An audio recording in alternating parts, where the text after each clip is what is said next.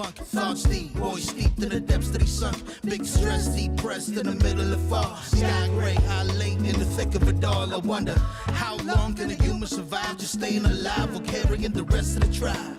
Waiting for the day to arrive or struggling dies, and I be doing way, way more than getting by. So why? Cop myself a cup of coffee, sipping water in it softly, cleansing me of stress I hold. Hey, cop myself a cup of coffee, sipping water in it softly, cleansing me of stress I hold.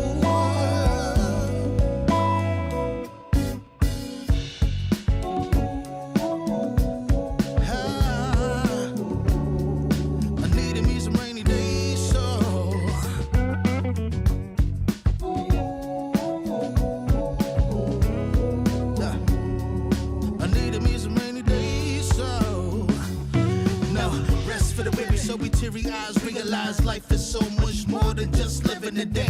Every day I can sit and reflect and breathe and connect to myself and all that I've been given. See, giving up is not an option. So when I'm looking at gray skies, I'll be adopting a new way to deal with a test. Lord, relieve me of stress. The rain be looking like when blessings drop in. And so I go, cop myself a cup of coffee, sipping water in it softly, cleansing me of stress I hold.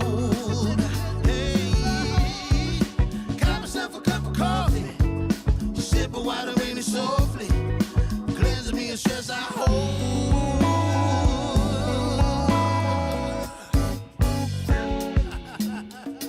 Hey, here we go. Yeah.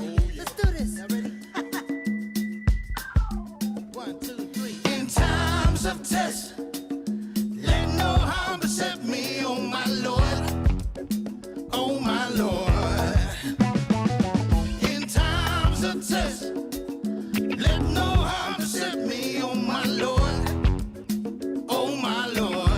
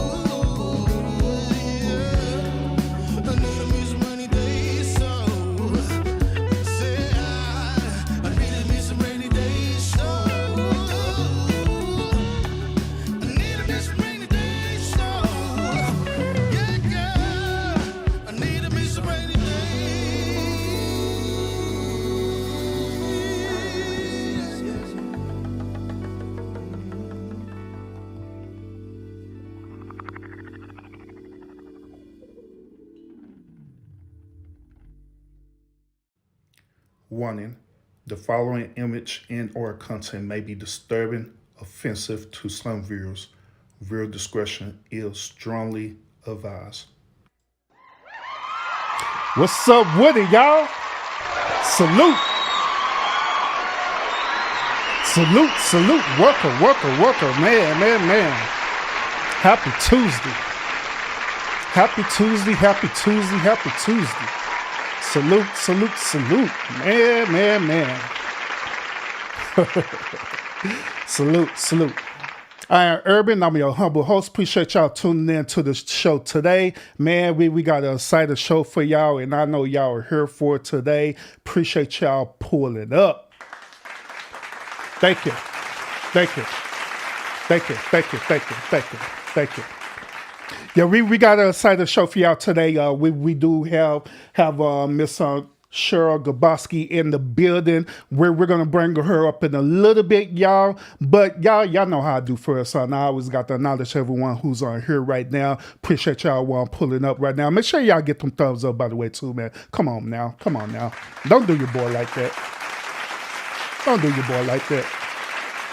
Make sure I get them thumbs up if y'all ever do the share the stream. Share me out as well too. Come on now. Don't be mean. Don't be mean like that. All right. So let's go ahead and acknowledge everyone in the chat real quick. I appreciate y'all so much. Who we got in the building? Oh, we got Amanda Sunshine in the building. What's up, Amanda?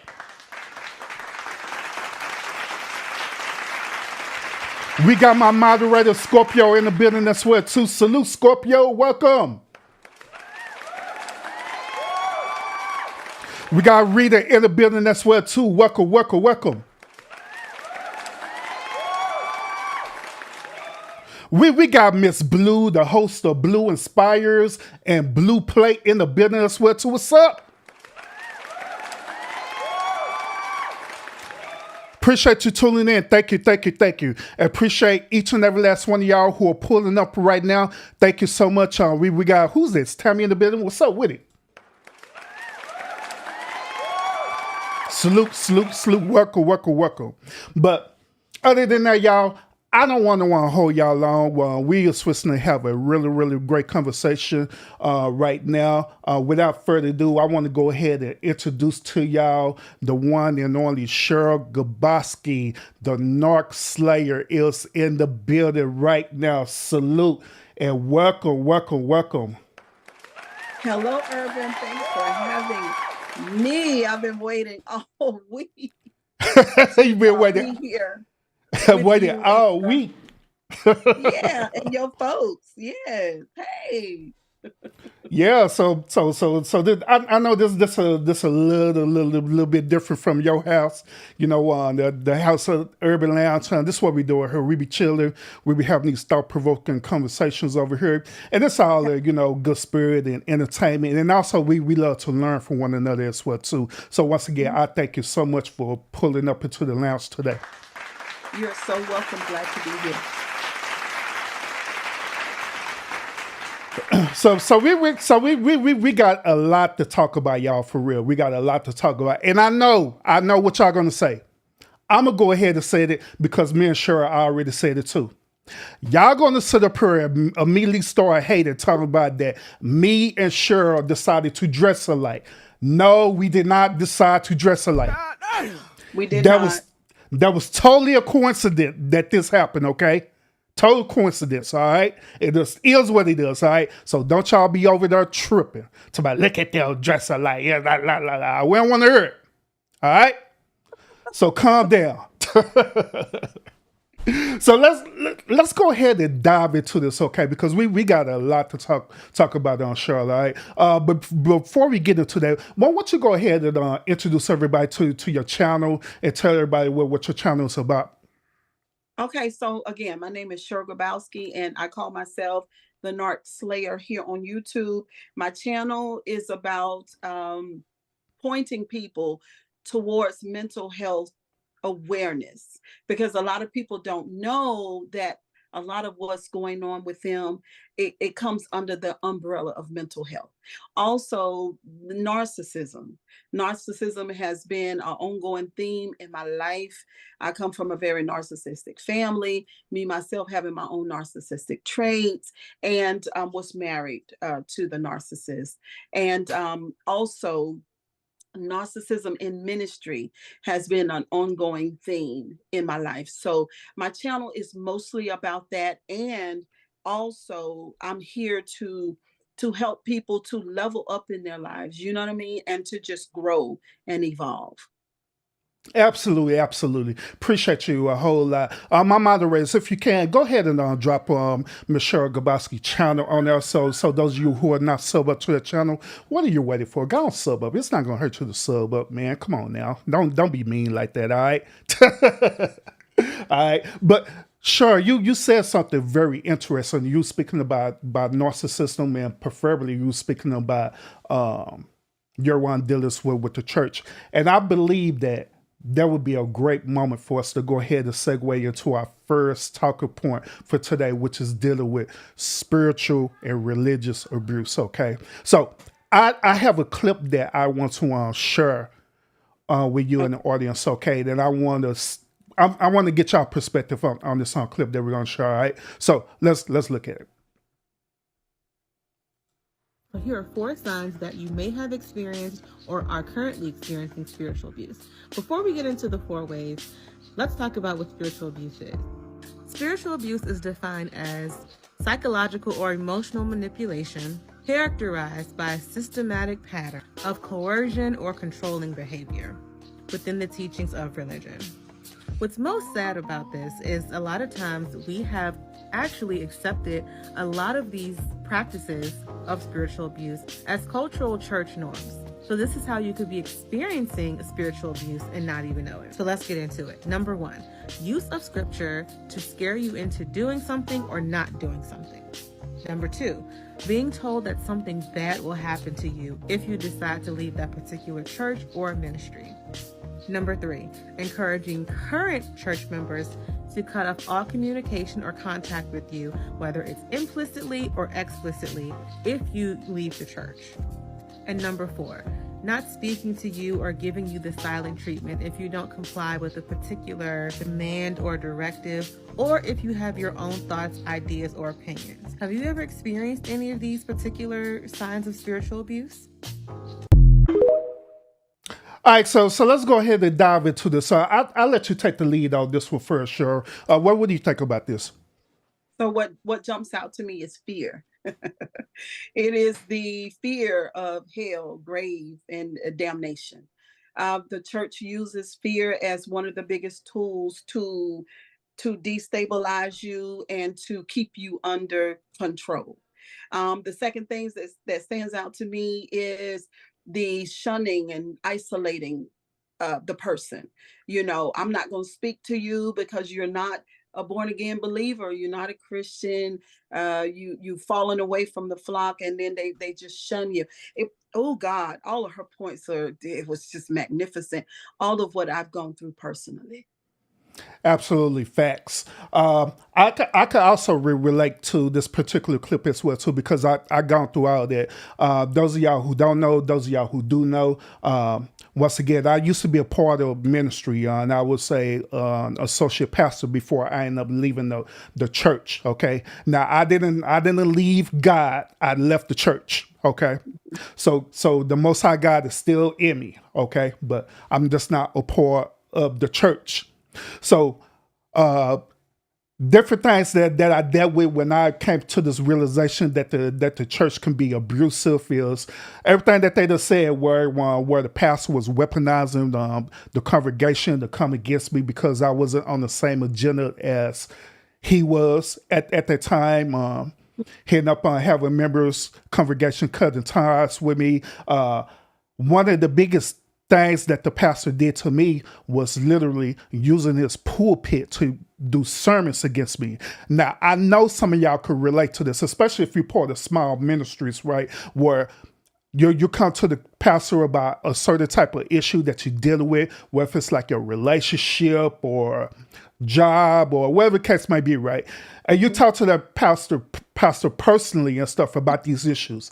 Guess what? The following either Saturday, if you believe in the Sabbath, or Sunday, right? Guess what? That pastor is doing a whole sermon against what y'all said. That's exactly what the pastor, and the crazy part about it is that when I was in ministry, right, my young pastor or overseer taught me to do that. But his reasoning behind it was that, hey, this is the Spirit of God talking to this person, and we have to use the pulpit in order to encourage that person. That was the reason behind it. But I never agree with it. But by me, being young in the ministry, right? I went on and did a whole sermon talking about whatever it is that person was talking about. Yeah. Yes. One of the most crippling techniques that they use to, like I said, to destabilize a person, and it's abuse, point Hmm. blank period. Hmm. Absolutely, absolutely. Well, when I left the ministry, right, that pastor, he did one last sermon. He did a sermon about me. He was saying, what was the sermon? Oh, why you shouldn't lead the church. That was a sermon. Why you shouldn't lead the church. So he began to weaponize scriptures to the Yes. congregation, but in reality, he was talking to me because I already had the conversation to him saying, hey, this is going to be my last Sunday at this church. Okay, from this point on, I'm leaving and I'm not coming back. He like, You, okay. No, okay. and After that so, can I sermon, ask you a question? go ahead. So why couldn't he just have a conversation with you instead of running to the pulpit to preach a sermon? Why couldn't he just talk to you? He did. We had a conversation prior before the sermon. But Okay. once again, he felt like that it was his obligation as a pastor and an overseer, and he felt like that it was the Spirit of God speaking through him to deliver the sermon, to try to convince me that what I'm doing isn't correct before the Right. eyes of God. But in reality, it was before the eyes of him. Yes, absolutely. So, but there are other levels to the spiritual abuse as well too. Like Yeah. we mentioned about using scriptures. How many times do we see people that they use scriptures against other people to try to prove or convey a point? I remember when I used to do outreach ministry, right? I used to run into the Hebrew Israelites. I don't know if you're familiar with them. Yes, I am. Yeah, so I used to run into the Hebrew Israelites a lot. And so when I was doing my outreach ministry, the Hebrew Israelites used to want to challenge me on certain things that I used to talk about. And we just used to go back and forth.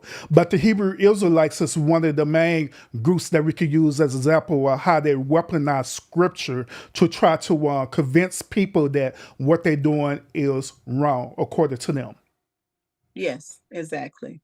They are very militant, right? Yep. To me, they are. And I just, go ahead.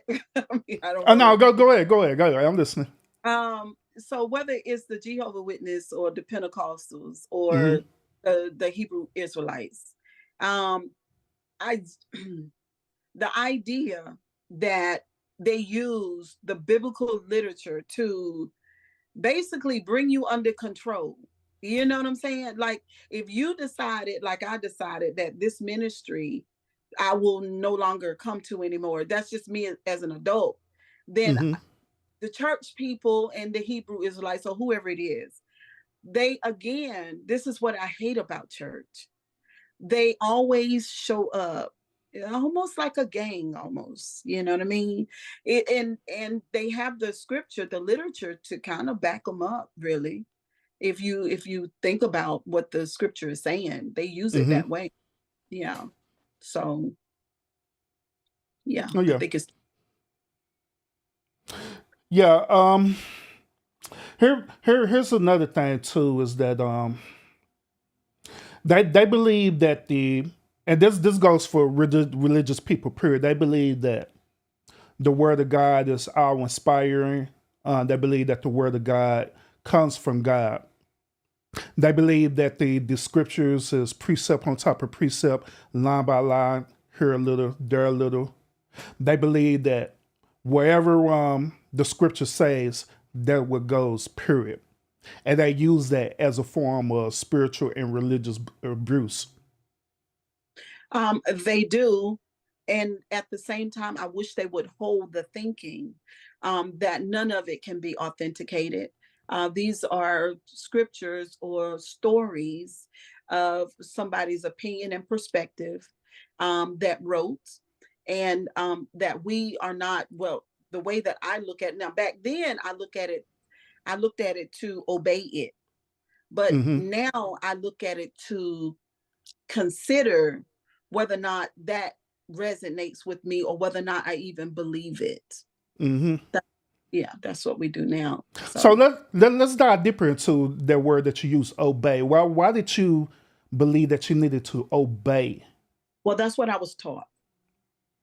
Mm-hmm. So part of my church abuse and church trauma, I think like if I would have to percentage why 50% of the trauma comes from that 4-letter word OBEY. Like I despise it because it was just put down my throat so bad, two ways, by the husband and by the leadership. Because before a husband became a minister, before we went into ministry, then we had our own bishop.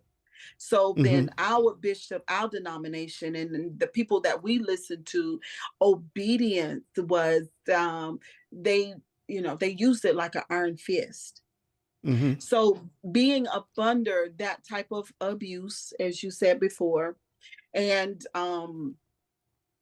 just being beaten down all the time, just taking the most provocative scriptures and then using it as a weapon, then on top of that, obey or die. That was my experience. It's very traumatizing. It's a terrible thing. Do you believe that it trickled down from well, let me put it to you this way. Do you believe that it started through our ancestors of this current country in America, where the slave masters end up weaponizing the scriptures to get them to obey them? Oh, thank you so much for asking that question. So yeah, so as I did my own research and all the things that I did after leaving the church, and so you always go back to the origin. That's just a good place to go to the beginning, right? So then, yes, of course, because we as the children of the slaves, that's what I call us, Black people who had anything to do with slavery, right? Mm-hmm. Yeah, we had to obey. You obey or you die. So Mm-hmm. yes, I feel like, in my opinion, it trickled down into the church world very much so. Mm-hmm. Absolutely, and I could agree with you on that, because when I did my research, even as being a minister, when I went to seminary school, they taught us a lot of stuff in the Bible that a lot of people don't know about, a lot of history that a lot of Mhm. people don't know about, preferably the history in this country, America, where the whole Christian ideology came from, where the Pentecostal church came from, all that, Mhm. where it came from. But ultimately, it came from the slave masters, okay, Yes. where the slave masters wanted our ancestors to be obedient. So guess what they used? They had used the Old Testament to weaponize or to abuse our ancestors to get them to be compliant. So Mhm. what they end up doing is that they taught certain individuals, right? Mhm. These certain individuals was called house Negroes. They Mhm. taught house Negroes how to read and write. But you want to know the very first thing that they taught the house Negro how to read? The The Bible. Bible. Yes. Taught them how to read the Bible. So Mhm. they taught the house Negro how to read the Bible, and they gave their own personal interpretation of what the Bible means.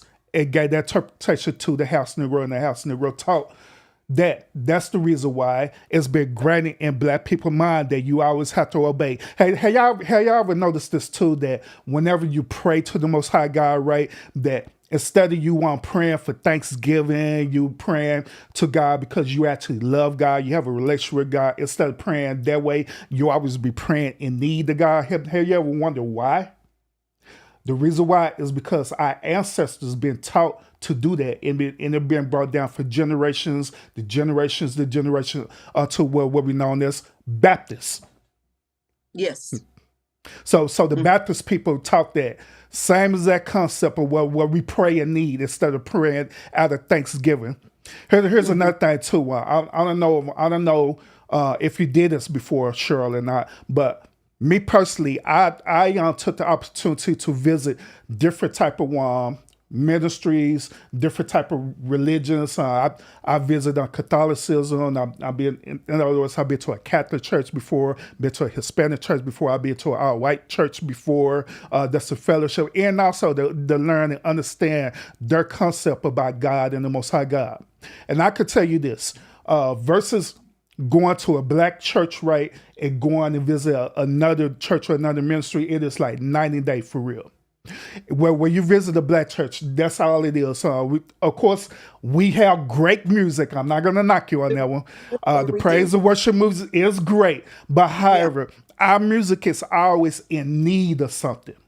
Every single time. We're praying to God that we want to be healed. We're praying to God that we want to be delivered. We're praying to God that he forgive us for our sins. We're praying to God so we won't be get sent to hell, or our generations don't get sent to hell. But guess what? When you go to these other churches, right, guess what? They're not praying to God like that. They're giving God thanks. They're having a relationship with God. They're praising and worship God for who he is. Yeah, exactly. Yes. I have noticed that. I didn't go to the churches, but I've done my research, and I see the difference in some of these people I know. So, the children of the slave, and I don't want anybody to take this in a negative way, because it's just a fact. But our experience and it's been ingrained into our DNA, also into our psyche, down into our bones. And so now we have to go back and look at it and say, well, why am I doing this like this? And reason is what you just said. Absolutely. That first experience that we've had, which was awful. The amount of trauma that we carry in our DNA is crazy, from our ancestors. So somebody might say, well, Cheryl, that was them, that was then, this is now. Well, no, because the body, your cells are intelligent all by itself. They carry memory and all kinds of stuff. And if it happened to them back then, it's happening to us. And so we have to learn how to, what you and I talked about before we started the podcast, how to unlearn some things. Absolutely. Absolutely. And this is a good point where we could segue into that. What would be some solutions that we could help people to want to get out of spiritual abuse? Oh my God. To study to show thyself approved. Not, Okay. There's a difference between the doctrine of your particular church versus the biblical literature of its own. There's a difference between that. Because if you're just focusing on the doctrine of the church, that's a loop and you'll never get out of there. That's a loop. So you want to take your Bible and just kind of look at it for one thing, and just let it take you where it takes you. You know what I'm saying? I feel like I kind of studied my way out of religion. Literally, because what I start seeing was patterns, right? And then once I start seeing the patterns, I'll be like, no, I don't think God trips up this much. I think this is more man. This is us. This is how we do. I don't see God doing like that. That's one of the things on my mind. Get out of the doctrine, find out what doctrine is, put that down, and then just go on your journey. Start a journey. Yeah. Now I'm gonna mention about my journey right now. Many people is not gonna agree with this at all, but it's okay. But it's my truth. Okay. Right. It is what it is. So my journey is this. Just like you mentioned earlier about unlearning to relearn again. I literally did it. I took that literally. This is what I did. I denounced everything, even God Himself. I denounced it all. Not because I became an atheist or anything like that. It's because I wanted to learn who God is all over again. So everything that I learned at first about God, I denounced everything about it. To be honest with you, there was a certain point in time where I even had anger against this said God and stuff, where I had anger against him, I hated him, hell. So it was on times where I even called God Himself a narcissism, for real. But that was my whole entire process of me unlearning and relearning or rediscovering who God is for me. Not through religion, not through who I was who taught me about God. Did you Can want to I add just on? say one thing, Urban, right there? Because I think this is key for what you just said. They teach us about the most jealous, unstable, temperamental, mean God. They do. And Hmm. so, in order to get rid of him, then I can see what you're saying. I did my own thing like you too, but removing God himself, no, because I felt like I knew God as a child. You Hmm. know what I'm saying? But everything that the church taught me, I got rid of that. And then I went my own way and started on my journey. But yeah, Hmm. the deconstructing from the meanness and the awfulness of the God that they tell people about, yeah, anybody would divorce him. Yeah, absolutely. And by you saying that, right, I'm reminded of what the Apostle Paul said. He said in Corinthians chapter 13 when he was talking about love, right. He said when I was a child, right, I understood as a child, I spoke as a child, I interpreted as a child. But however, when I became a man, guess what he did? He ended up putting away childish things. So in reality, that's what I did. I ended up when I became that man, when I came to my enlightenment journey, right? I put away all the childish stuff and I reinvented myself to rediscover who God really is in my life. Hmm. Absolutely. And I And and that's I what we oh go ahead. I'm sorry. Go ahead. no, I would say, yeah, that's just a wonderful thing. I feel like once we are to, I don't know what the age of maturity is. It's different from everybody, but when you Facts. get to that place, then it's time for you to go on your own journey. And everything that was taught us from our childhood, we've been taught to cleave to those things. But at some point, you become an individual, right? And then Hmm. you become in charge of your own destiny and how you think and all that. Yeah. Mhm.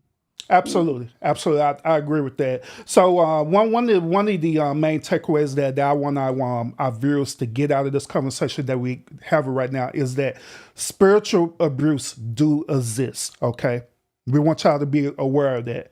Secondly, what we want y'all to be aware of is that it had to come into a point where you had to discover who God is for you, not how the way God is religiously for you or how the way you interpret God when you go to the church house, right? But you have to discover who God truly is for you in your life. Now, I Right. also mentioned this too, is that how the way I am, I'm a living representative of the Most High God. You know what I'm saying? How the way I treat people, even where people come out and be disrespectful to me, I choose to do the latter. I let them know, but at the same time, I choose to be the latter because I know I have the Most High God in me, and I know I'm also a representative of the Most High God as well too. You know what I'm saying? And I also believe in karma. I also believe that you should treat people the way that you want to be treated. I also believe that for every positive thing that happens in life, there are negative things as well too. And we mentioned this in the pre-show too, is that we see each other as one of two things, either the hero of someone's story or the villain of someone's story, which I see myself there as well too. Like even people right now, I'm either the hero to them or I'm the villain, and I am practically fine and okay with that, Right. accepting that role. What say you? I feel the same exact way. I'm not trying to control how people view me. They are entitled to their own view. Hmm. You know. Absolutely. Hmm. So. Absolutely. And that's something that I had to learn to master myself, right? I had to Mhm. learn to master that I don't need people acceptance to make me Right. feel validated. Okay. What's that kind of dealing with narcissism, right? Yeah. I don't need people acceptance to feel validated. And I also Mhm. believe that when we look at different behaviors, even on social media, on YouTube preferably, right? We see these behaviors play itself out in real time every single time where a lot of people they feel like that they need acceptance, right?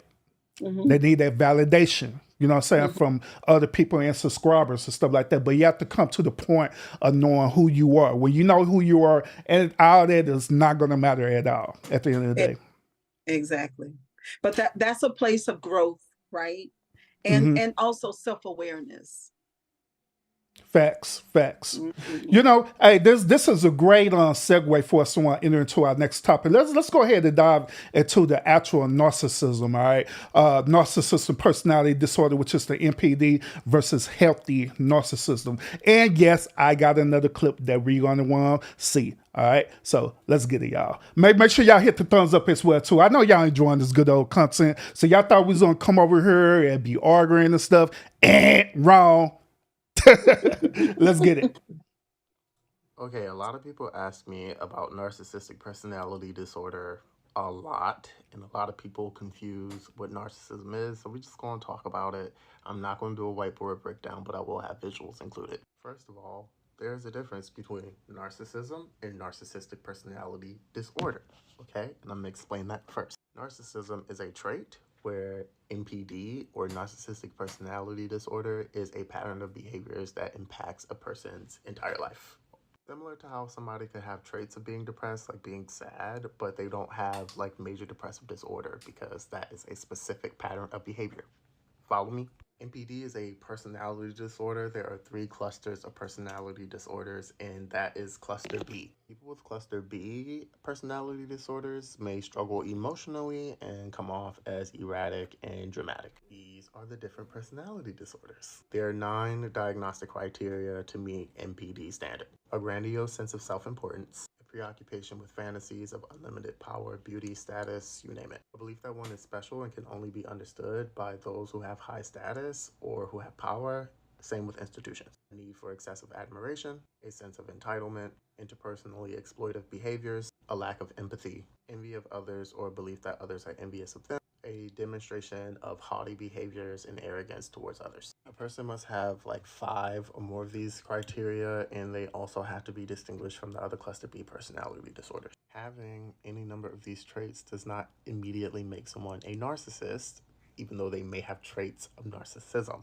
We shouldn't be diagnosing people if we don't know them long enough to do that diagnosis. In general, however, language is very important, and it's important not to just throw around that word because it's associated with a disorder. Everyone who dislikes you or does something that angers you is not necessarily a narcissist, and you should treat that word with the weight that it holds. That's it. Knowledge is power. Spread it wisely. So let's dive into this. So what is your key takeaway on this one, Cheryl? Patterns. Because when it comes to NPD, these people do these have these narcissistic traits, and they have a pattern of it continually, no matter who they dealing with, whether it's mama, the wife, the cousin, the people at the job, the folks over at the, wherever, they do the same stuff. So it's just the patterns of somebody with NPD can't stop being that. But narcissistic traits, that's different, because we all, like you said before, I think you said in the email one time before. I think I heard you say on your channel that you've had traits of narcissism, and also you talked about healthy narcissism, which is like good self-esteem, right? So it's just, yeah. So the takeaway is, when a narc is being a narc, she can't stop doing that. It's going to remain that way, period. Yeah, absolutely. I agree with you. Great point. The difference between NPD is that it is a diagnosis of a mental disorder where this person cannot stop it. Period. No matter how hard they try, it is a part of who they are. These type of people, they're very self-aware, but they also selfish. Everything evolves around them, and they will manipulate and control others into their world. Instead of them sharing the world with everyone, it is about them. They tend to be in their own social bubble, as you say, as well too. Some of them are in higher positions as well too, like a lot of leadership positions. They're in these type of positions where they're NPD. And then also the healthy narcissism does like I stated, and also stated this on my show as well too, that there's a healthy narcissism where, as you said, it deals with self-esteem, self-awareness, and self-esteem, self-worth, and self-love. Now, what we want y'all to understand is that it is nothing wrong with being healthy narcissists, okay, where you love yourself, your self-love. You're not allowing people to do certain things to you to cause you physically, mentally, and spiritual harm. Okay? So you should love yourself. You should admire yourself. You should support yourself in every aspect of your life. Facts. What would you think about that, Cheryl? Oh, yeah, absolutely. I on my channel, I teach empaths to cut their like empathy off, right? So somebody might say, well, sure, if you tell a person to cut their empathy off, narcissists don't have empathy. You turning them into a narc. No, Facts. no. Some people have an excess of empathy, and they are always being exploited by the narcissistic person or the person with MPD. And so in that case, you've got to learn how to control your empathy, even if it hurts. And that's a practice. So I'm not turning people into a narcissist or encouraging them to be narcissistic, but to actually show the empath how not to be exploited by the narcissist. Absolutely, absolutely, and I agree with you on that. Because like even when I use the term narcissist, right, in that aspect of dealing with like self love, I know that it could come off as being negative. It could come off as being arrogant as well too, and it could come off as being controlling, different things like that. But my interpretation of it isn't necessarily be a controller, or maybe I could consider using a different terminology than narcissist. You know what I'm saying? It's kind of like the same concept where we talk about the concept about submission. You know what I'm saying? Because submission could come off as a very negative, controlling word, but Right. when it's being used effectively, right, it's nothing wrong with submission. You know what I'm saying? Like, say for example, we when we go to work, right, we submit to our bosses, right, because we're there for a purpose. Right. But submission dealing in relationships, it become very triggering because you don't know you really don't know the intentions of your significant other, your husband, wife, boyfriend, or girlfriend. You don't know if they're actually MPD, they're trying to control you, or they actually trying to do it to your best interest. But however, Cheryl, I know you figure I go there real quick, but let me finish this real quick. But however, right? That's why I say on this podcast all the time about vetting out the people who you want to be in potential relationships with.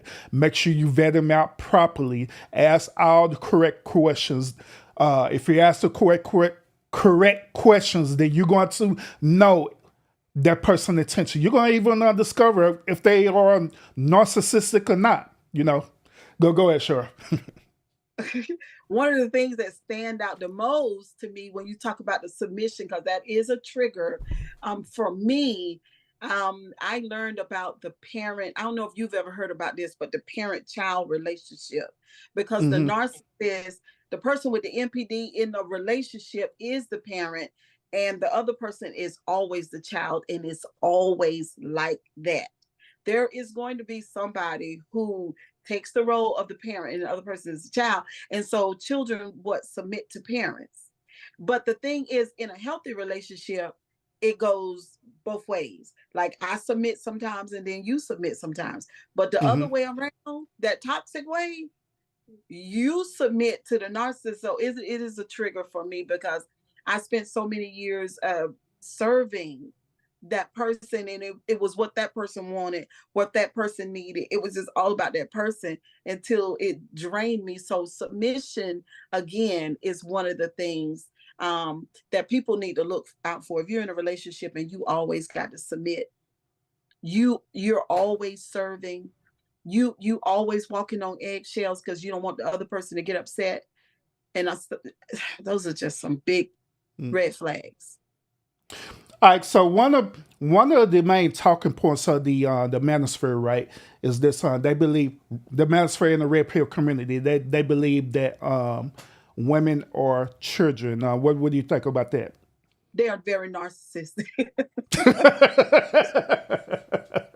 They are the manosphere. That trigger warning for me. That's another trigger. They get on my nerves because they remind me of again all of what I have, a lot of what I have lived already. My thing is this: why do like why does a person, because a female can be a narcissist too. Now I don't want anybody to get this twisted. Women are narcissists and men serve them too. So, but I'm saying for the narcissistic person, why does your person have to submit to you in order for you? But when it comes to the manosphere, why does this woman have to give you her power in order for you to feel like a man? What is that about? Hmm. Interesting. Interesting. Yeah. I'm gonna address that in a second. Matter of fact, I'm gonna address that right now. The Okay. reason why it is like that is because of what I say about these said dudes, that these dudes are beta like ain't nothing. Beta males, straight up betas.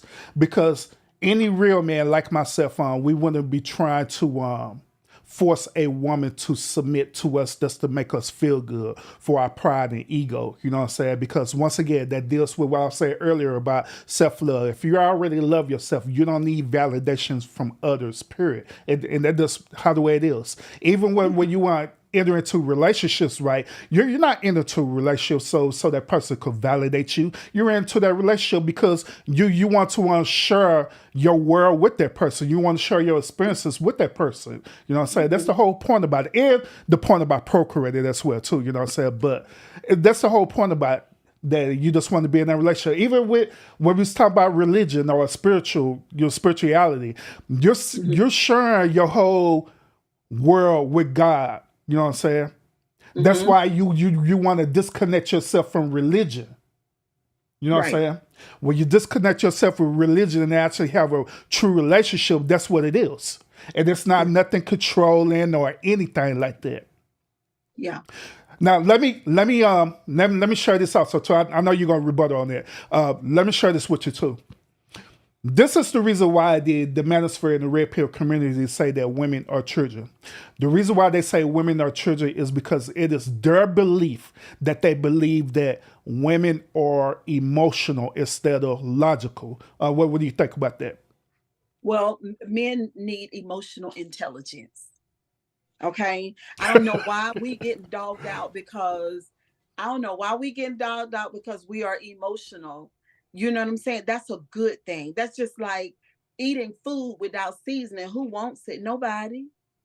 It's the Hmm. emotions where the magic is in this world. Emotions are everything, really. I don't understand. I feel like mostly everybody is emotion phobic.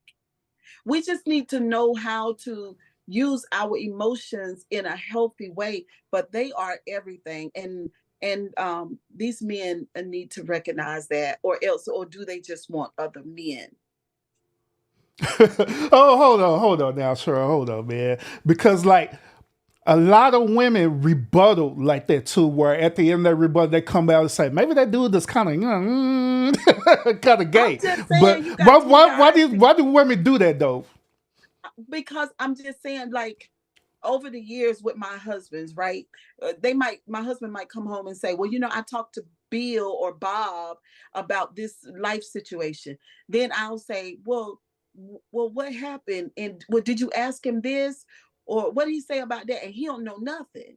Like the conversation is so surface. He didn't get into the cracks, and he didn't ask Bob how he feeling, or there's no emotional intelligence, so there's no resolve. So guys can be sort of like that, and you can't get nothing done like that. So what's going on nowadays is we're realizing that men with emotional intelligence, that's where it's at right now. That's the Hmm. most attractive thing ever. A man who knows who he is not afraid to express his feelings, and can be a 1000% masculine while doing that at the same time. Hmm. Now, I do want to mention this is that men are not afraid of expressing their feelings per se.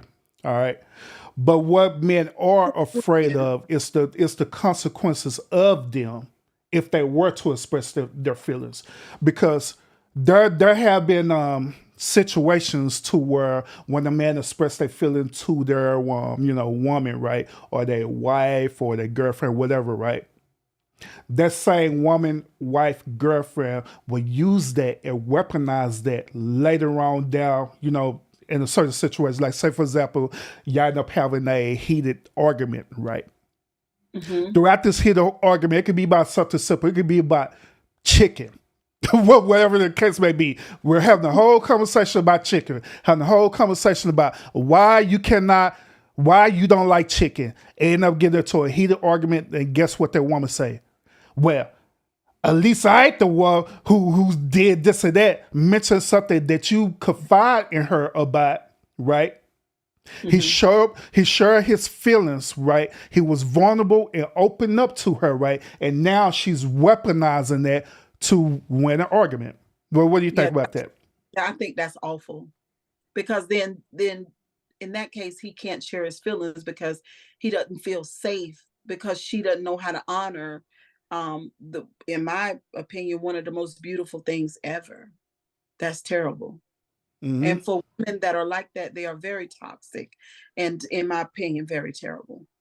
Mm-hmm. Absolutely, and this is the like I say, this is the main issue why men don't want to share how the way they feeling with their woman, because they fear what's going to happen in the background of that, you know what I'm saying, along down the line. And we will admit to this. We will admit to this.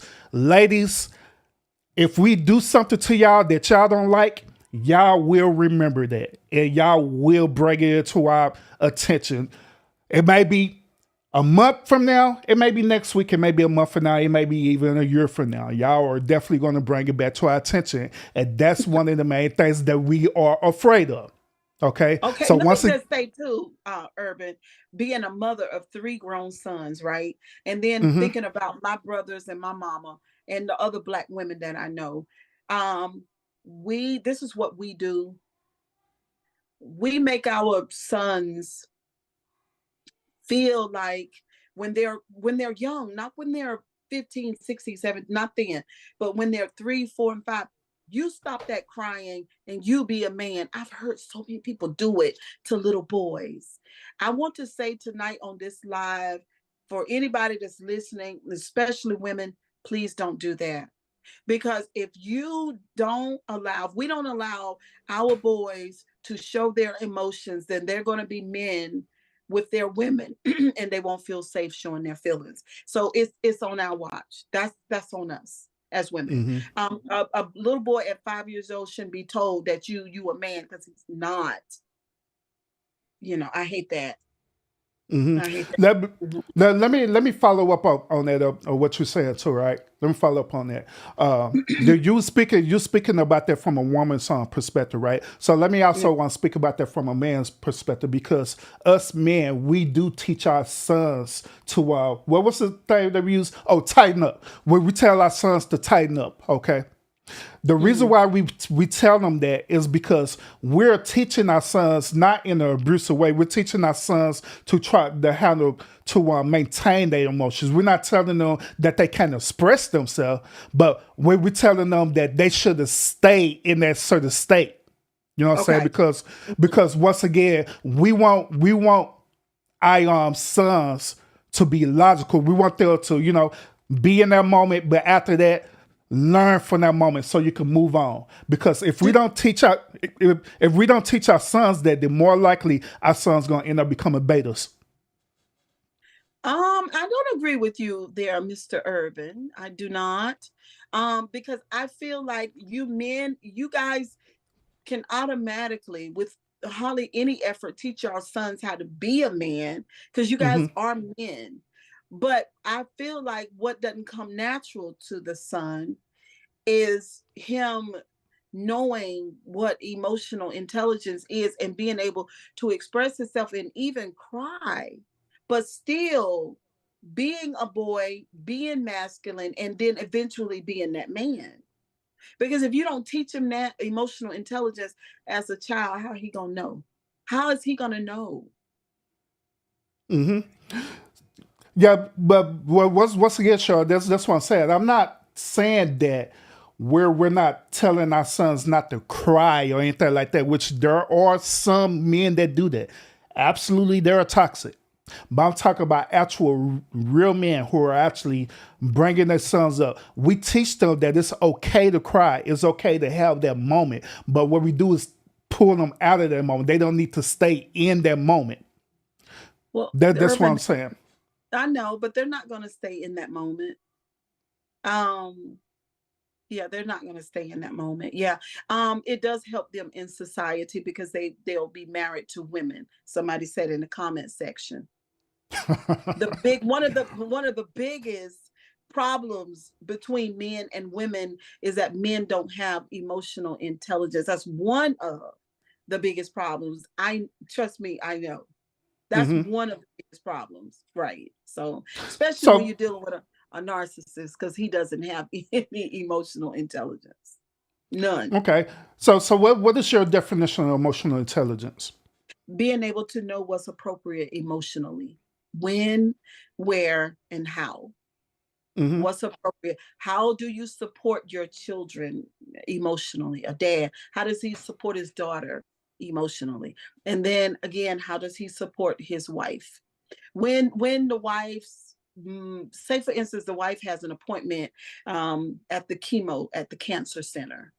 Hmm. It's her first appointment. Cancer is really, really serious. And this is going to be, this is, it gets no serious than that, right?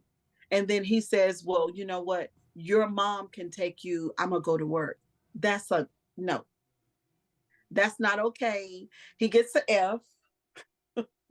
He's supposed to be, you see what I'm saying? He's supposed to be with his wife. Why? Because emotionally, she needs his support. She needs him now to walk side by side and hand in hand with her and hold her up emotionally because she's facing a Goliath in her life. So, emotional intelligence, the word intelligence, along with the emotion, just lets you know what you need to do or what's appropriate or what's right emotionally. Hmm. Yeah. Hmm. Yep. So we could safely say that emotional intelligence is pretty much managing um, your emotions in certain situation where it won't end up in a negative way. Correct. Yes. Hmm. So once again, back to what I was stating earlier about men being fathers to their son. Is that not what the father is doing to his son, where he's allow him to manage his emotions in a certain way where it won't be negative? Yes, that is emotional intelligence as well. Mhm. That is. So, in other words, how is it that men are lacking emotional intelligence? That's my question. If How that's are they that's what's lacking? happening right now. How are they lacking it? Yeah, if you're saying by your definition that this is the whole process of what they're doing to gain emotional intelligence, right? That how are men lacking it? They are lacking it when it comes to, um, I'll describe it, sitting down again with the daughter or the son, and the daughter or the son may be dealing with something emotionally, meaning that they feel a certain type of way about something, right? Hmm. So instead of, can you still hear me, Urban? Yeah, yeah, I can hear you. Okay, so somebody calling my phone. Okay, so instead of um the father's just looking at the kid and say, oh well, just go in there and get you a bowl of cereal or go in there and talk to your mama, then he'll tell the child to sit down, tell me what you how you feel, tell me your situation, and let that child express verbally how they Hmm. feel and all of that. So feeling, emotions. You see what I'm saying? So the dad gets down with the daughter or the son, both, and just be there with them emotionally so that they can, help them facilitate all of that. Because it's a lot. Mm-hmm. That's how. And so, yeah, that's Okay. important. Hmm. Okay. So it's safe to say that men really aren't lacking emotional intelligence, but however, it's also safe to say that there are certain type of men that possibly are lacking emotional intelligence. Correct? Yes. Okay. Yeah, that's all I wanted to get out of you. Okay, that's for you to understand that, right? Because we know that it's based on anecdotal experiences. Okay, we Yes. know that. We know that there's some men who are absolutely lacking emotional intelligence. We know that, but Right. we know that it's not most men, and we know also that it's not all men who are lacking emotional intelligence because we already defined that. Correct. Yes. But for the ones that are, I tell you what, well, my dad was like that. He was a Hmm. good provider, but he lacked emotional intelligence. How so? Now you'll need to get deep into it. This Other than generalization. just like what I just described, there were no sit down conversations Hmm. about how I felt about anything. You know what I'm Yeah. saying?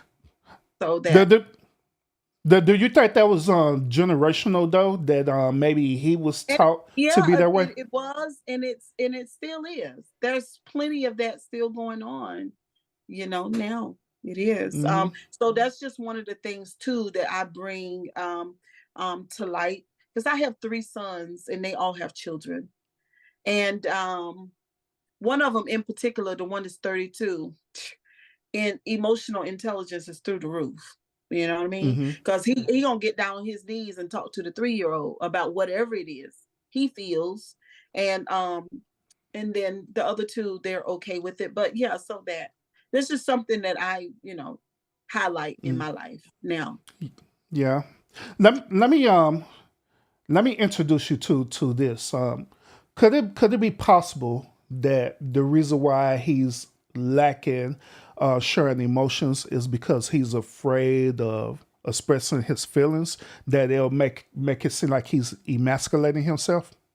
Yes, of course, because we as people, as the culture, to me, in my opinion, we're not used to it. We're not used to Black men saying, no, I'm not okay. And I Hmm. don't feel good about this. Yeah, we're not used to that. We think something Hmm. wrong with it. There's nothing wrong with it. Hmm. Because the question I asked earlier about the generational and the question I just said a few moments ago, right? This is part of my anecdotal experience that I dealt with throughout my upbringing because my father was like that too. He was lacking expressing emotions because of what his father taught him. His father Mhm. taught him the same concept of tighten up, but however, instead of him teaching him that it's okay for him to express his feelings, emotion, in a given situation, his father concept was that if you cry, then you're considered as weak. And That. so it ended up going down to my father where he did the same exact thing where he ended up Mhm. on raising us and he taught me and my brothers that if I cry or this situation happened to me, then that is considered as being weak. You're considered what's the word? Being a punk. Yeah, being a punk. You're being Right. less than a man and everything, right? And so this goes to what I was stating earlier about me have to unlearn everything because a lot of things that we deal with, our experiences, right, it comes down from our upbringing because we as children, right, what do we do? We're just mimicking the behavior of our parents, wherever parents that is in the household with Yeah. us, whether it's Right. our mother, father, Mhm. grandfather, whoever it is that is your legal guardian. You're mimicking the behavior of that household all the way until you become an adult. Yes, yes. Absolutely. So yeah, so you and I, we can relate there too. Mm-hmm. Yeah. So with my sons, again, like I'm saying, I just remind them, just talk to your kids. Just put them right there beside you. Just like my 32-year-old, he sits on the floor, so he could be like eyeball to eyeball with them, and just talk to them. Let them just ask them how they feel, because they might have they might experience something real terrible in school or something. They just need somebody to talk to. Mm-hmm. So Absolutely. that, yeah. Yeah, absolutely, absolutely. Shout out to everybody who's viewing the live today. Appreciate y'all tuning in. We got the Narc Slayer Cheryl Grabowski in the building. Appreciate her pulling up. we sharing some really good thought provoking conversation. And once again, I know that somebody, not somebody, sorry, I know that people was trying to come over here that think, hey, yeah, they're gonna argue, blah blah. Nah, y'all in the lounge. This is what we do in the lounge for real. We talk about it. I ask certain questions, and it is what it is. But I always do it in a respectable way for real. You know what I'm saying? So it's okay for us to agree. It's okay for us to disagree and everything. But at the end of the day, we're coming to an understanding. You know what I'm saying? And Cheryl, it is nothing wrong with you saying, hey, I don't agree with you, Negro. It is fine. Trust me. I can take it. Urban, no. It is practically fine. I could take it because I know that some people they can't handle constructive criticism, nor they can't handle being challenged on some of their talking points. You know what I'm saying? But I can. I'm literally built for this for real. So. I got another one clip that I want to share with y'all. All right, so let's go ahead and jump into this, and I want to get y'all perspective on it. All right, let's get it. No such thing as toxic masculinity? No such thing. There are toxic people, and those toxic people can be masculine or feminine. But when the man pulls you out of your burning building, you don't give a fuck how masculine he is. There's no two masculine men. Masculinity is masculinity. Femininity is femininity. There is such thing as toxic masculinity. There is no... Disavow. So toxic masculinity was a term created in the 1990s when psychologists were trying to study violent offenders in prison. When guys would step on each other's toes and then they would start stabbing each other, it was just a term that was used by those psychiatrists to determine a type of behavior where men would resort to extreme levels of violence for no reason. And then somehow mainstream psychology got a hold of it and became this pop term. There is no such thing as toxic masculinity. There is just masculinity, and then there are some people who are toxic. That has nothing to do with each other. All right, so let's dive into it. Our next topic, we are going to talk about toxic masculinity, all right, versus toxic femininity, all right. So once again, Cheryl, you're the guest of the show. We'll let you start off with this. What was your key takeaway on this? I think this runs right into our last point. So men can't show their emotions, right? So then they pretend sometimes that they don't have them. And then they pretend that they're masculine all the time while masking the fact that they do feel some type of way. And they always got to be so strong and in control of everything. And it don't have to be like that. So that can be a little piece of toxic, especially when they say things like, women are not able to do certain things because they are women. Women need to stay in their place and all this kind of stuff like that. That's a little piece of toxic. Mm-hmm. So is it safe to say that there's no such thing as toxic masculinity or toxic femininity? No, there is. How? Too much masculinity is going to be toxic. How? Because it's not real.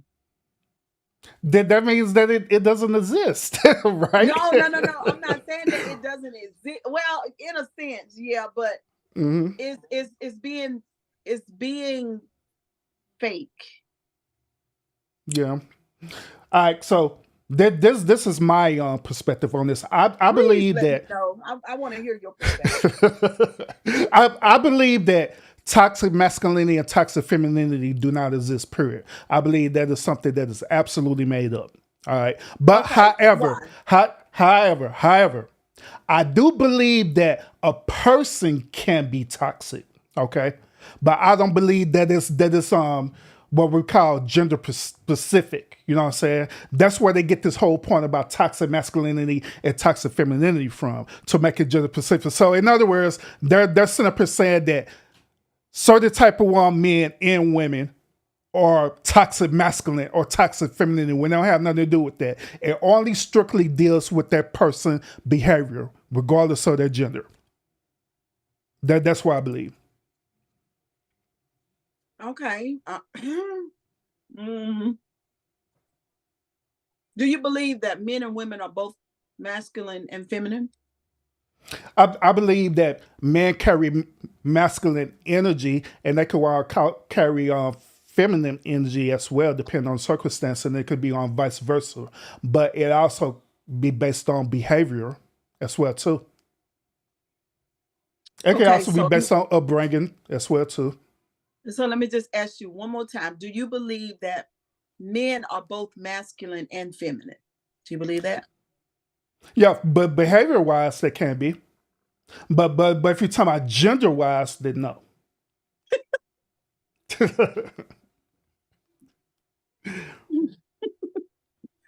Okay. Come on, Cheryl. So based on your belief, you say you believe men can be both masculine and feminine based on the behavior, right? Is that what you said? Behavior. Based on Absolutely. behavior. All right, but when he's pretending to be all masculine and no feminine, like he got to be hard all the time, it's very annoying. And the manosphere, they do that.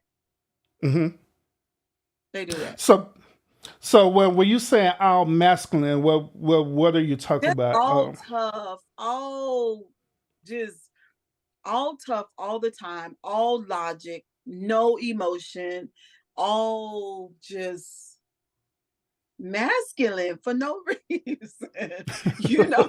like you can't be silly, you can't laugh, you can't relax. You know what I'm saying? It's just that, like, why you got to prove that you the biggest, most broad, most muscular, most macho? That's when it's toxic, when it's an act.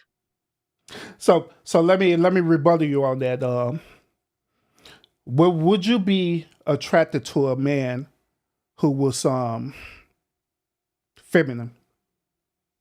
In some ways, yes. So if the dude had feminine behavior, you'd be attracted to that man and you would date that man? In some ways, yes. Mm-hmm. Okay. I would want him to be able to I would want him to be able to put on his apron and he and I cook in the kitchen together. Mm-hmm. That's not being feminine though. Okay, but see, the toxic masculine men think that that's being feminine. No, they don't. No, they don't. Most modern day men know how to cook. They don't think cooking as being feminine. They think of cooking as a way of survival because they need to eat to live, right? I know, and I love a cooking man. I love that. Mm-hmm. But what I'm saying is the modern man knows that he can cook and he can still be masculine.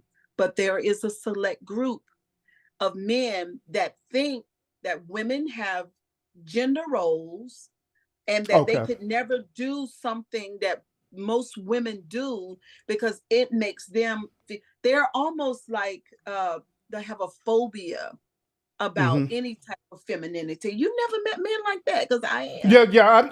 Now, since you talking about gender roles, that's going into the lines of the patriarchal system, okay? And so I can agree with you on that there are a certain type of archetype of men who have that behavior. Now, once again, I say that it's behavior. It don't have nothing to do with gender, okay? It's behavior. These dudes believe that a woman should cook while he sit up there and do nothing. These men believe that a woman should clean while he sit up there and do nothing. Right. Those are the ones yeah, so I agree with you, and I agree with that point that men should be that way. The reason why is because what was that man doing when he was single prior before he met that woman? I'm pretty sure he was cooking. I'm pretty sure he was cleaning and taking care of himself and doing all these different things. And so I personally do not believe in gender roles, period. I don't. I believe that gender roles is part of the toxic traits that we're talking about right now, where you say that you got to do this and she got to do that. No. If y'all are two capable grown adults, you should be able to do whatever. If that man is capable of going out there and cutting that yard, that woman should be capable of out there cutting that yard too. If that man capable of taking that trash out, she should be capable of taking that trash out as well too. If she's going to cooking and cleaning and sewing, that man need to know how to cook and clean and sew as well too. Now look, I'm gonna do all of that, but I'm gonna draw a line on putting a tire on the car. I'm not putting no tire on the car. Oh, But I come will on cut now, grass. Cheryl. Really? Come on now. You gotta learn how to change the I'm tire not too. changing no tire now. So That's so too much. hold on. What if it's one of those situations where you can't get in contact with roadside of service, no one is around, and you got to change the tire? What you gonna do? To sit up there? I'm just gonna ask God, please don't let that happen to me, because I No, just feel no. like Mm-mm. my son just told me yesterday. He said, "Girl, if you don't get out there," he said, "I said no, So no, please." I hear this argument all the time about women. So let me ask you personally, what is it about changing tires that despise you of doing it? I just feel like, first of all, I don't know nothing about it. I Mm-hmm. don't have the tools. I don't know what tools to use. I don't know. I just feel like, I don't know. I just feel like it's just wrong. For I but got that's the sure. I got called that's just bullshit. my personal opinion. I got called bullshit on it. Cheryl, we I'm are not in a surprised. Cheryl, we are in a information technology these days. You could simply go on YouTube and that would teach you how to change a tire. Said it. Facts. Facts. So it is no excuse. Just like it's no excuse for a man to know how to sew, it's no excuse for a man to know how to do these, as we call, feminine type of things, right? We should know how to do that too. I know how to sew. I know how to do a lot of stuff because I taught myself how to do it. Because there were situations where I didn't have a woman to do it. I learned how to wash my clothes, everything, because there wasn't a woman there to do it. So I had to learn how to do it. So what's wrong with a woman learning Let me to go and ask you change in the something. tire or Do learn you how know to? what is something that's really, what's something really feminine that we do? Oh. Now I don't know how to do nails or anything like that. That's no. hey, that's sassy right there. I don't know how to do my nails or No, nothing no, we like don't that. want you sassy. No, we don't want that. No, but do you Uh, know how to bake bread? I do. I know how to bake. I know how to cook. I know how to bake cake and everything. Sure do. Oh, okay. I'm stuck with the tire. Okay, I'm just gonna be transparent. I don't want to have anything to do with the changing of the tire. Is it because you're gonna get dirty while doing it? Is that the reason why? I think that's what it is. It's the whole concept of bending down and screwing off the what you call the things, and then Mm-hmm. just all of that, knowing, having my toolbox and Mm-hmm. my thing. It's just way too masculine for me. Like, I don't want to have to know nothing about no tools. I just don't want to let, do that. let me share something with you, Cheryl. Prior before the show started, right? Mrs. Urban, she had bought this. I guess it was some type of bathroom set for our restaurant, right? It's like a bathroom vanity thing where you could put your toiletries, over the over Yeah. the toilet, right? Mhm. But you have to assemble it together. You know what I'm saying, right? Guess what Mrs. Urban was doing? She She took put out it the together. instruction and she put it together. It shot the hell out of me because she never did that before, ever. It just blew my mind. I was looking out like, because normally what she do is that when she buys certain things, right, she know that I'm very handy and she know that I will put it together. I know how to put a lot of stuff together. Matter of fact, I did an actual live step-by-step putting a vanity mirror together for my daughter. So she know that I know how to do that, right? But this particular moment, she like, I'm not gonna call my husband to do it. I'm gonna do it on my own. And she was just following the direction and doing it. And the crazy part about it was that she had grabbed the screwdriver, right? And I was laughing at her because she was holding the screwdriver roll. She was holding it all feminine. It was weird. She was holding it all feminine. I'm like, why you holding the screwdriver like that? Like, I don't know. I don't know what I'm doing. So I see that she was struggling. I'm like, you know what? I went into the garage and I went and got a electric screwdriver for her. I like, here, use this instead, all right? Because I don't want you to struggle on it, okay? Go ahead and use this, but don't over tighten it, okay? If you over tighten it, you're going to strip the screw, okay? She's like, okay. And she went on and did it and put it together. She put it already together. I was like, and I never been so attracted to her day before my life. I was attracted to her deal, but I was like really, really attracted to her when she put it together. So Oh my God, it's so crazy because my son told me today, he said, you need to vlog changing this tire. Because my tire is flat now. I'm just like, oh my God. Oh Lord Jesus, your tire flat right now. You haven't changed it yet? No. That's bullshit. No, I haven't changed it. But yeah, so I don't know. I might. That'd be interesting.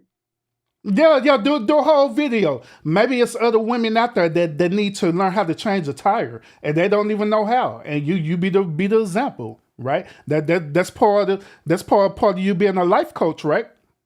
Teaching them life situations, right? And not those guys.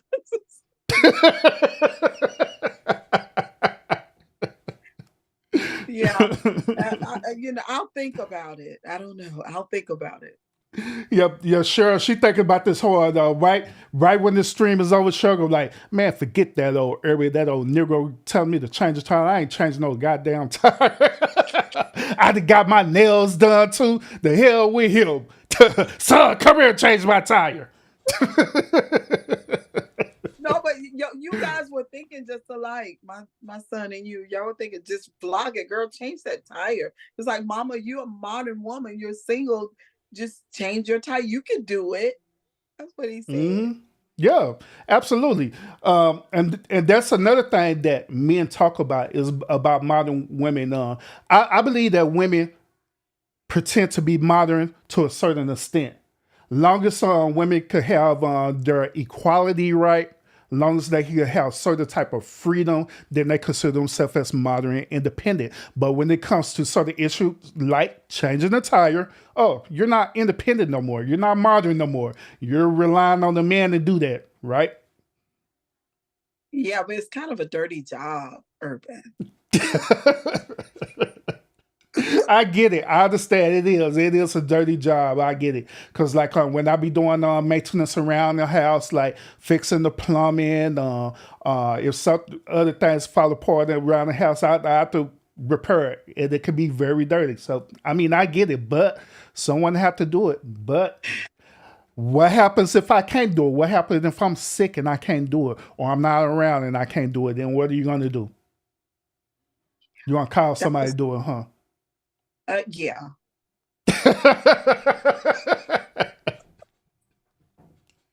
Oh man, shout out to Cheryl, man. Shout out to Cheryl for real.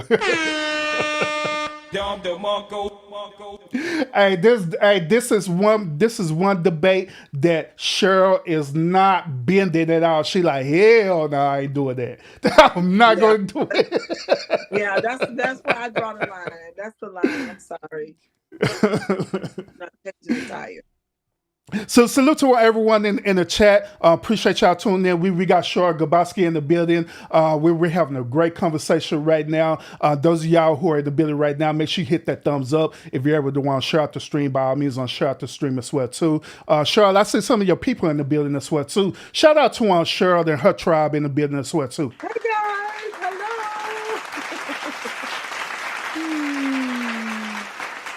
Oh, there's Tammy. Hey Tammy, Cali girl in the building. Shout out to Tammy and Cali girl. Appreciate y'all pulling up. All right. So we was talking about toxic masculinity and toxic femininity and stuff that we started getting into gender roles, which me and Cheryl both could agree on that we do not agree on gender roles at all. You know what I'm saying? Other than the tire part, because that's when gender roles kick back in for her.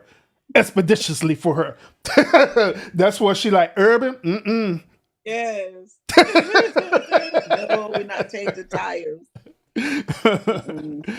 All right, so how much more time you got, Cheryl? Oh, it's I'm here. Okay. All right, cool. All right, so we got another topic, and of course I got another video for y'all. So let's go ahead and jump into this, and I want to hear y'all perspective on this. All right, so let's get it.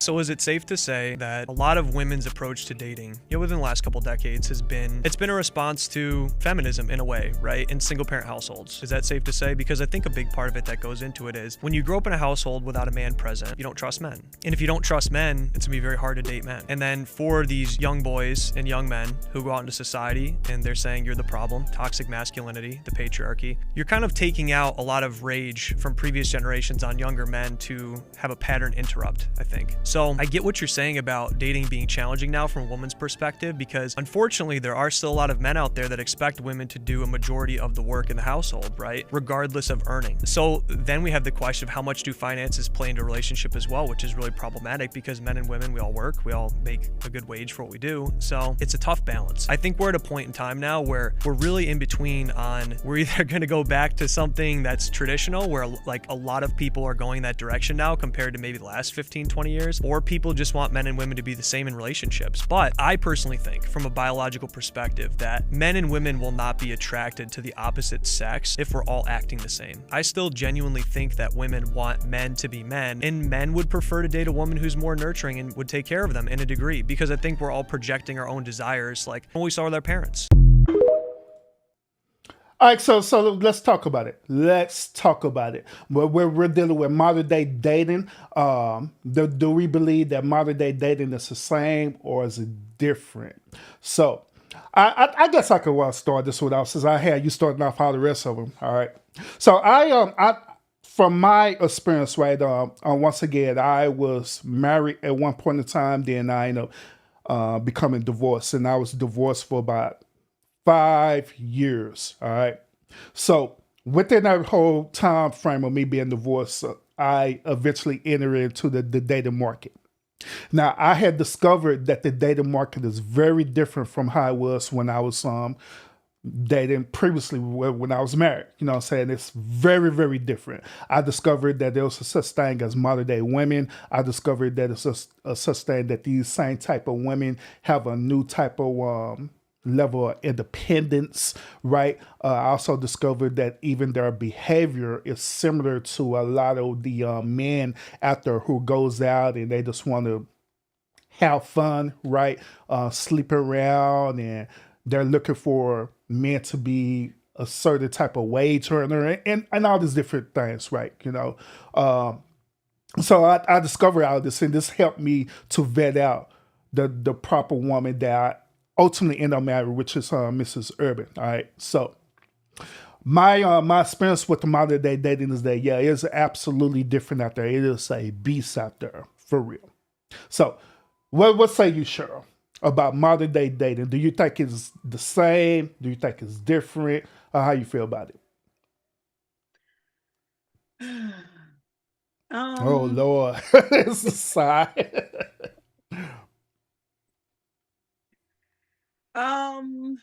Well, I'll just go by what the ladies are saying at the salon, right? Mm-hmm. So it's rough out here right now. That's what's going on. Nothing's the same, actually. Nothing. You know, we're living in the era of DMs, right? Everybody, the only thing you gotta do is hit somebody up in the DMs. Mm-hmm. Even people who are in relationships, they themselves are in other people's DMs. I don't know what's going on. I really don't. This is just crazy in the dating world. People have so many choices. You know what I mean? They could, I just don't know. I'm personally, I'm not dating. Um, so I don't know. I really don't know much to say about that. I don't have much to say about it. So I don't have anything good to say about it. I don't. So my question is, why you not out there in the dating market? I just can't. I just can't do it right now. I don't even really know why. I just can't.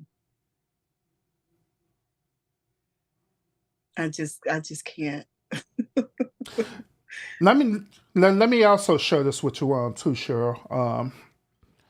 I didn't want to be out in the dating market because after when I divorced, right, in my mind, I was done. I was Right. absolutely done.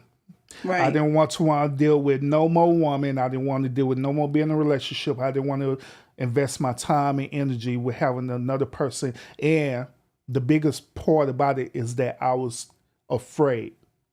I was afraid. I was afraid that I was going to end up making the same mistake again by finding another person and going through this bullshit all over again. That's to be real about it. That was my mindset back then.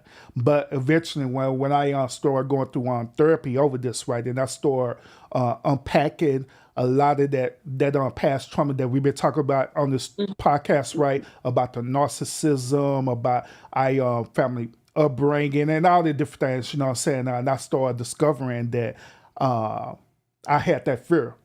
I had that fear that I wasn't going to be successful.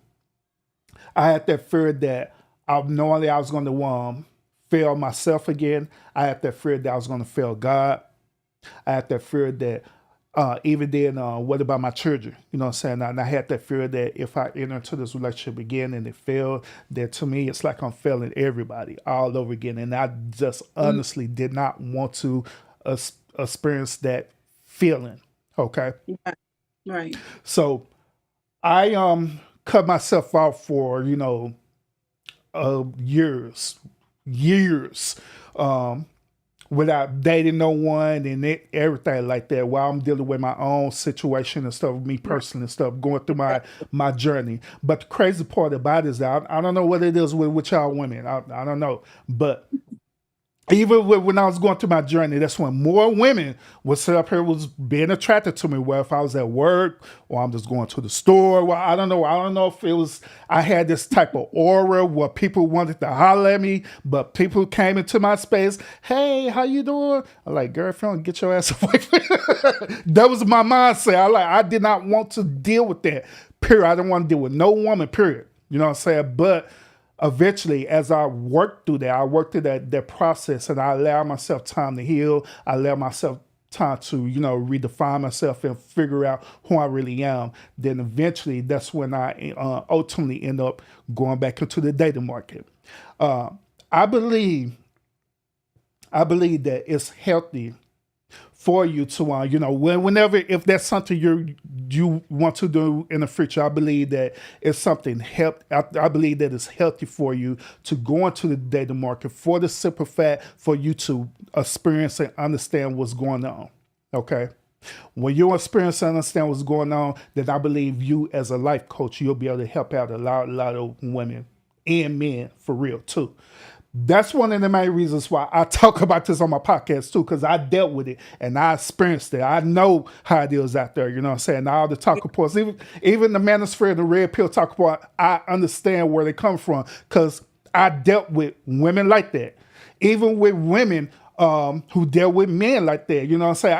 I understand. I know where people are coming from, but the only way you're going to know is for you to get out there yourself and see it for yourself. You know what I'm saying? That's all I'm saying about that,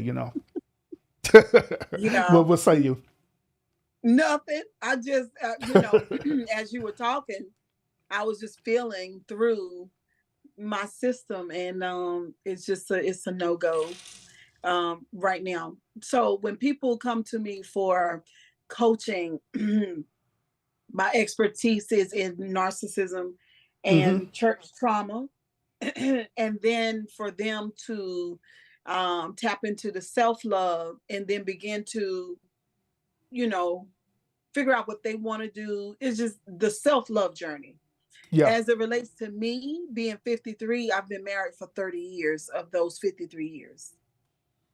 Ooh, so, right. Longer than me. Right. So that's a lot of years.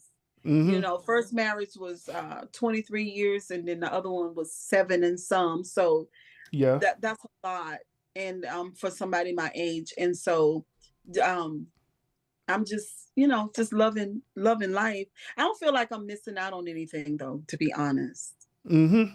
Yeah, and I don't want the takeaway from this to make you feel like that you are missing out on anything, you know what I'm saying? Because by you experiencing over 30 years of your life being in a relationship and different like that, I just like I said, I understand it. I do. That you want that sense of freedom or where you could just be Love free it. and do what you want to do. Love Well, it. when you being in relationships where you didn't have that freedom and you get out of it, trust me, I get it. I understand it a whole lot. Because that's how I was. I ain't lying. Once when I got out of it, and I felt so much at peace and so much freedom, man. I ain't gonna lie, it was cool. You know what I'm saying? So Amen. it is what it is. You know what I mean? Even like people who are listening to this right now, maybe y'all in situations where you probably either exit out of a relationship, you probably either getting a divorce, or you may be divorced as well too. You know what I'm saying? It is nothing wrong with you having that freedom. You know what I'm saying? There's also nothing wrong with you if you decide that you no longer want to be in a relationship. Nothing wrong with you. Don't Yeah, right. allow people, culture, social norms to dictate to you to say that there's something wrong with you when it's not. Right. It's not at all. Yeah. So being on my self-love journey, right? Mm-hmm. It's just it's beautiful. And so I like it. I'm still journeying on that part because see, I have a tendency to because I'm a recovering now people pleaser too, codependent as well. Oh So wow. yeah, so I'm recovering from that because once I tap in, I'm in, and I have a tendency to, it's just a lot.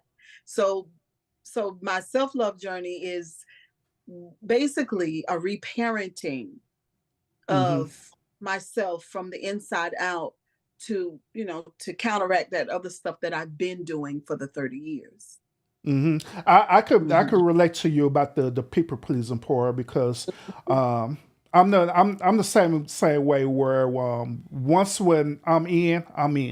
You know what I'm Right. saying? And I want to express that in a way where, I'm giving myself. But the only bad part about that is that when you give yourself to the wrong person, it Taker. becomes toxic. It be draining. It be like what's the Yeah. word we use? Energy vampires, where they be sapping out of your energy. They just keep going and going and going. And when you learn your mistakes from that, then guess what? You end up sheltering yourself or protecting yourself, which once again, there's nothing wrong with that.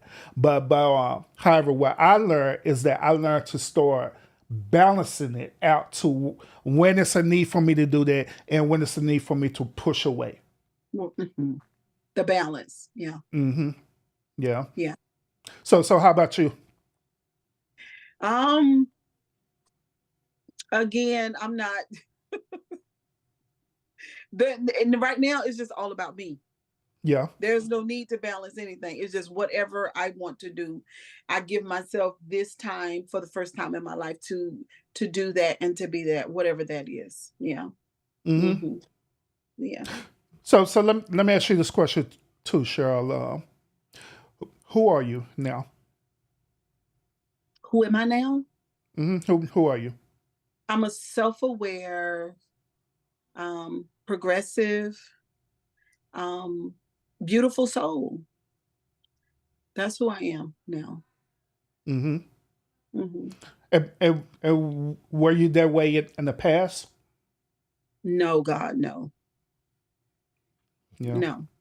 I wasn't self-aware at all. I mean, I had some ability to self-reflect, not a whole lot, some though. That's how I was accepted into the program that I went into because with no self-awareness, I couldn't have gotten into that program. But so the codependency and the people pleasing is which was is a part of my childhood. I was Mm-hmm. literally raised that way, right? That's my foundation, right? Yeah. So me serving the narcissist is what I did inside my home as a child. Mm-hmm. So it all makes sense. So now people say, "Well, sure, yeah, it's been 5 years," but folks don't understand. There's a lot of unlearning and relearning to do because uh, the healing process is all about you changing everything from the inside out. Mm-hmm. So as I get more acquainted with who I am and what I want, I don't want to break that cycle just yet because I'm still evolving. You know what I mean? Yeah, So absolutely. so I talk on the phone. That's about it. Yeah, understandable. I commit this too that in my past relationship, I had lost a sense of myself because I didn't even know who I was. I was only Right. pretended to be a character that person wanted me to be. Right. You know what I'm saying? But once when it's all said and done, Mhm. end up getting out of it, right? And I look back on it now. I know who I am. I know that person in the past that was just an actor. That was a hypocrite, you know. But Exactly. now Exactly. I'm totally different. I'm a totally different person. That's why, like, even when I be on here doing these podcasts and stuff, right? I know some they may agree with me, they may disagree with me. They'll even try to label me to be a certain way. That's why I'm always consistent because I know who I am. It don't matter what people think about me. It don't matter what Right. people say about me. At the end of Mhm. the day, the only person who knows me is me and the Most High God and not other people. But I know also that we tend to be a representation of other people too, especially as being content creators. You know what I'm saying? Oh, yeah. Would you agree? Oh yeah, absolutely. As my tribe comes in, oh God, yeah. So Hmm. they are reflecting back to me. See what I'm saying? Yeah. That reflection is amazing, right? So it's a good thing. So I feel like, to be honest, Urban, I feel like I'm doing and what I'm supposed to do right now, and I feel a sense of my being as I have grown into this Cheryl Grabowski that was way different like 20 years ago, and not just different because I look different because I'm older, but I'm talking about different all the way to the bone. Hmm. Yeah. You know what? I wouldn't have never guessed that you was up in your 50s because you don't you honestly look like you by my age on the cool. How old are you? So I'm in my 40s, early 40s. Okay. Okay. Yeah. Well, I mean, everybody tell me. I mean, everybody say you look 10 years younger, so that's a good thing. But Urban, in those 30 years, what the good thing about those 30 years is that I didn't do much of anything. You know what I mean? I had a Hmm. very clean lifestyle. Okay. Okay. Yeah, very Yeah, clean. yeah, and that's good too. And you could tell that you wasn't too much stressing over certain situations. You allow yourself to heal over situations, but me on the other hand, I purposely make myself stress out so I get the salt and pepper because I heard women love the salt and pepper bird. Yeah, I got some salt and pepper too underneath this wig, okay? But y'all ain't gonna Yeah, of course, because you're a woman. You know what I'm saying? It is what yeah, it we gonna is. cover that up. Well, we got one more topic for tonight, Okay, y'all, and we'll be let's done. go. Make sure once again, those of y'all who are in the building, make sure you hit that thumbs up, support the channel as well too, and also my moderators, if you don't mind, make sure you want to drop on Cheryl's channel as well too. So those of y'all who want to sub up to our channel, by all means, sub up as well too. Right. So we got one final topic tonight that we're going to dive into, and yes, I got a video. Lord Jesus. One last video, one last clip, y'all, for tonight. So let's go and dive into it, okay? My favorite argument as to why women shouldn't be in positions of power is the one where men say that we're too emotional. Like, I'm sorry, who has started all the wars ever? Like, I'm not too sure if you've ever read any history in your lifetime, but there are very clear, concise examples of men in ruling positions of power who've started full-blown wars simply because they got offended and had their feelings hurt. Maybe you can argue that we're more hormonal, and you might be right on a biological level. However, we are 100 times more strategic than men ever could be. And also, if you didn't know, it's been statistically proven that women tend to live longer than men simply based on the fact that we make better decisions and we have a higher level of emotional intelligence than they do. So that too emotional argument is extremely invalid. All right, so let's talk about it. Let's talk about it. Final talk report today is: should modern day women be in a position of power? What say you, Cheryl? Oh, absolutely. And I knew you was gonna say that too. Go ahead and Absolutely. expound on it. Why do you feel like a woman should be in position of power?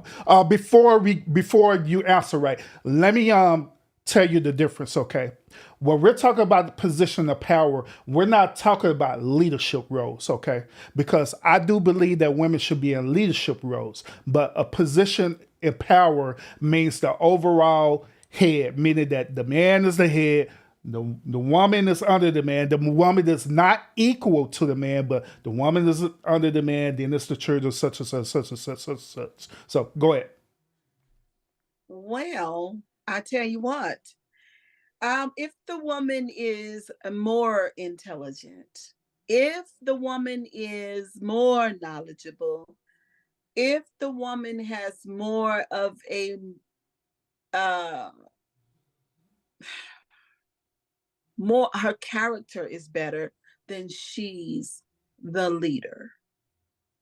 Mm-hmm. Period. Well, She's just a better person. I mean, every time I'm in the position of the leadership, if she's more qualified in a certain situation, then yeah, I agree with you on that. But Yeah. we're talking about position of power though.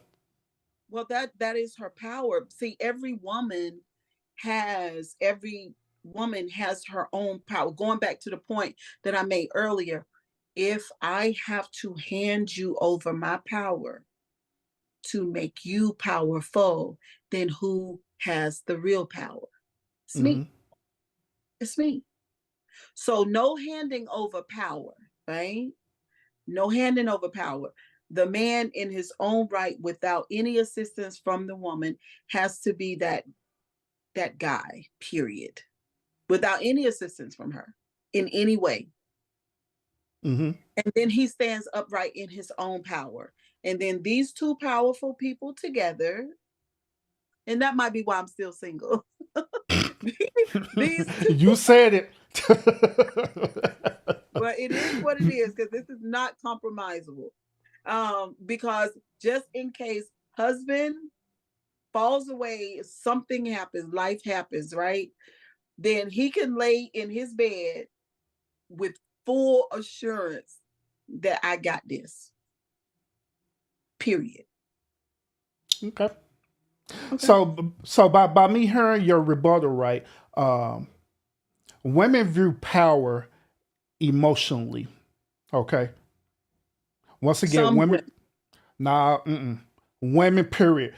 Views power emotionally. Now, sometimes I'm like, okay, it may be man and women, whatever. But in this situation, without a shadow of doubt, the truth is that women view power emotionally. Okay. Men don't view power emotionally like that. We view power as logic and reasoning. Okay. Urban. There are many logical women. I'm talking about I logic. never said that women were illogical. I never say that. There are some women, Urban, who are as logical or even more than some men. If you're talking about in the concept of beta males, then I agree with you on that. No. She's standing toe to toe with any male. Cheryl, come on now, really? Lord God, I wouldn't say it if I didn't believe it was true. Oh Lord Jesus. Okay. And it's All right. okay. And I don't understand why, Urban, with Mm-hmm. you and men like you would not see that, because it's all over the planet. All over what are you talking about? These women that I'm describing. That they have power over the men and they know how to manage their power. Is that what you're talking about? Yeah, absolutely. Yeah. So share with me. How do women manage their power? The same way men do. How? They Like how? they manage They manage their business. They manage their future, their legacy. They manage their lives. They manage other people in their lives. Mm-hmm. They manage it all. So let me ask you this question: when it comes down to making a decision that's going to be life changing, right? Will women make that decision based on how the way they feeling, or will they use logic over their feelings and make that decision? They will use both. They will use Come on, their come on, feelings. Cheryl. Stop moving the goalposts now. Come on now, Cheryl. But hey, now listen, just because you haven't thought of or you don't think the way that I think don't mean I'm moving the goalposts. When you are making a decision, Mm-hmm. you're making that decision based on how you feel, and that brings in the emotion. And then also, what is the most logical thing to do, because feelings are important. Mm-hmm. I never disagreed that feeling wasn't important, but my rebuttal is that women use their emotions first, then logic, which she just proved that women use emotions first to make their decision, then logic. I'm just But trying to figure but however, it's the other way around with men though. We use logic first. Then we use within the logic we use our feelings and our emotions too. Well, see, I feel like the way that I see it, Urban, one is as important as the other. And one Mhm. without I the agree. other is a total train wreck. Hmm. And going back to what I said earlier, is that our society is a lot emotion phobic, Yeah. afraid of emotions. Hmm. But the two emotions that we love, men, especially men, love to operate in is anger Hmm. and fear. Well, I already talked about the fear part, but why do you think anger? Because a man, because he shows that emotion more than anyone, Wow. because of how he feels. He's comfortable, and it's just common that he shows when he's angry. Now, I don't Hmm. know genetically why, but that's just what he does. So yeah, no, we're not men are not, just because they are gendered male Hmm. does not mean that they are more powerful because they have logic. Okay. But would you say that I'm angry right now? Would I say you're angry? Yeah. Would you say that I'm expressing the emotion of anger No. at the moment? Mm-mm. Why not? Well, you look reserved to me. I don't see anger.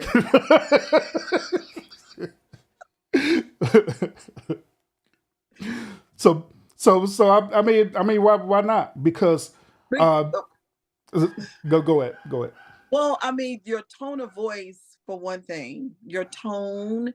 Normally, if you're, but see, people can have anger under control. You can be that way. I can be that way. I can be angry, but have it completely under control. But that is a skill set that most women have to exercise. But then at the same time, there are other women, and their construct is that of more logic than anything. Like my daughter is like that. Hmm. She's very much like that. She drives me crazy sometimes because her logic, she and I are not the same.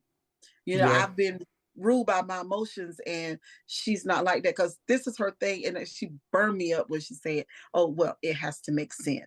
And I'll be like, "No, it don't have to make nothing." You know what I'm saying? But she said it has to make sense. But I'll say to that, well, it has to make sense emotionally to me, Hmm.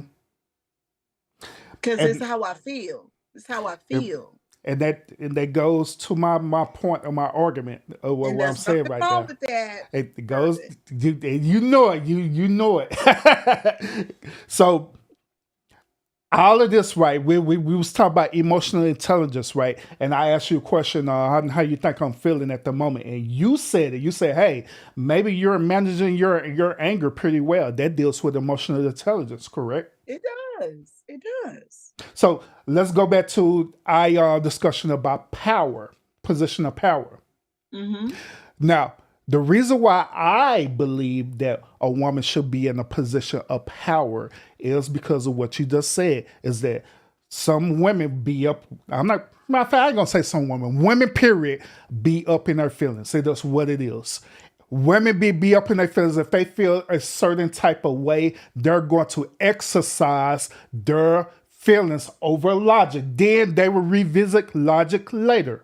Now, once again, I'm not saying that women are illogical, because they are logical, but they put their feelings and emotions first, then logic. Men do not do that. You never let me say all of nothing. This whole podcast. I never. No, don't do that. Don't do that, Dirk. Don't do that, Cheryl. Don't do it. I never told you that. I never told you that. You didn't have to tell me that. You would take me around the corner, and then you would take me back around the corner again, and then take me back around one more time until I ended up where you wanted me to be. Now I understood that. So what I'm saying to you, there are women in this world who are just as logical or more than some men, and you know that for sure.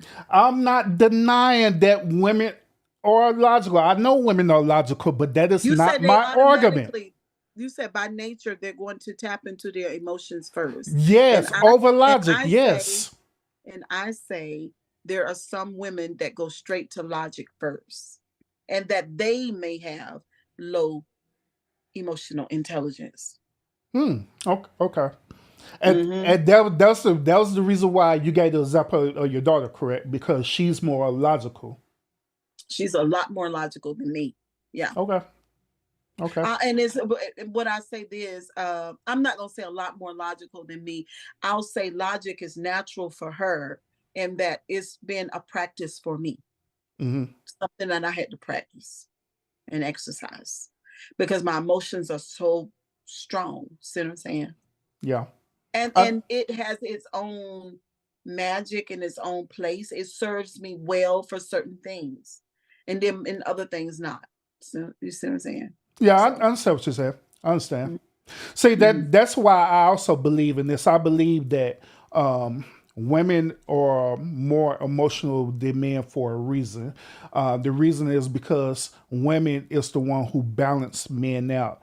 And it's on vice versa too, where men balance women out, where we tend to be more logical than women. You know what I'm saying? So it's like we literally balance each other out. You know, that it was meant for us to be that way. Which at the end of the day, it's nothing wrong with it, but it is what it is. This is the reason why you see men in positions of power right now, because we're logical. But however, you see women who are in leadership role to balance out men who are being logical, because I'm gonna admit, sometimes men could tend to be over logical, if that's a word. You know what I'm saying? Sometimes our logic would get us in trouble because we'll overthink certain situations. So I agree. It does. It very much. And it, I totally agree with that. And I also feel like that when men are like that, and when it's time to get into the emotion side of it, I feel like they can be somewhat handicapped because they don't know how to do that. But I will say this, just because a human is a female don't mean that she can assist that man in his emotions either. Because honey, I told you in the beginning that I come from a highly narcissistic family. That means that a lot of the women in my family are narcissists. Yeah, and they are not emotional. Yeah, I could agree with you on that. I agree with you on that. Yeah. Most definitely. Man, Cheryl, see, look, I took you around the block because I wanted to get some ice cream. I want to take you to the corner store. What we got? You got 7-Eleven around there? She'll want to take you to 7-Eleven real quick and come right on back.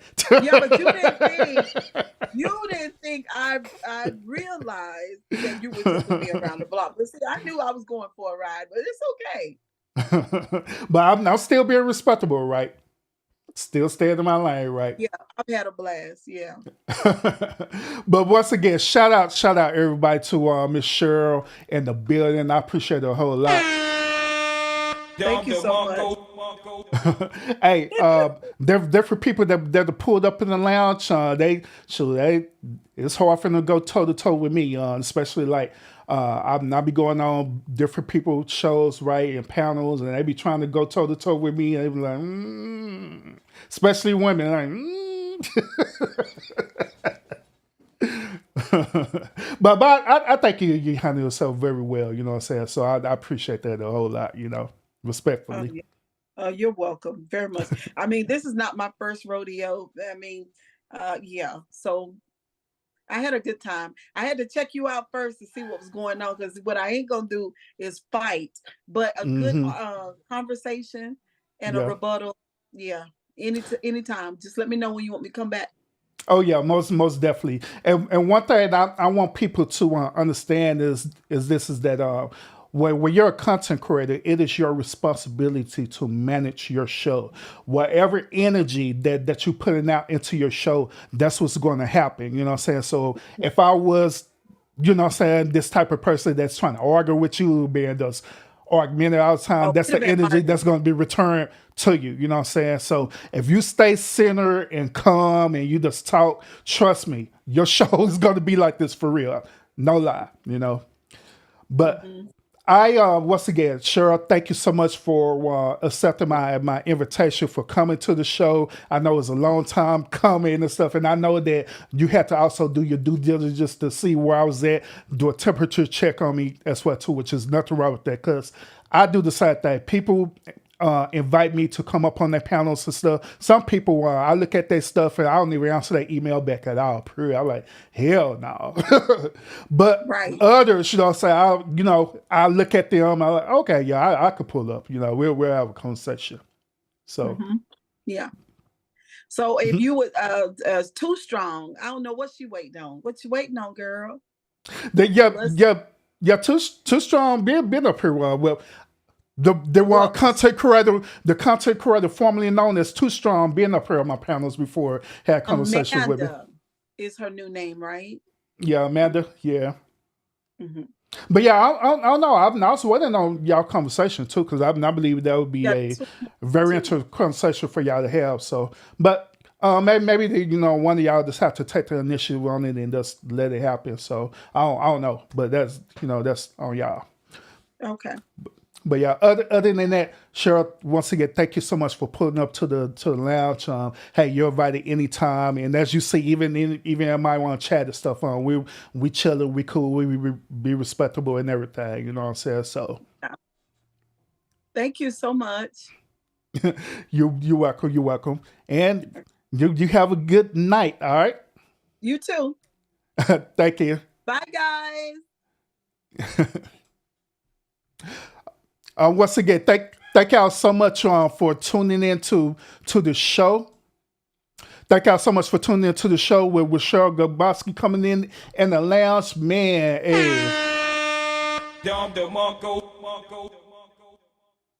hey, so I don't know what a lot of y'all are waiting on, okay, about subbing up to my channel, okay? I know some of y'all did it, some of y'all haven't done it, some of y'all are watching in the bushes. It's fine, it's okay. I get it.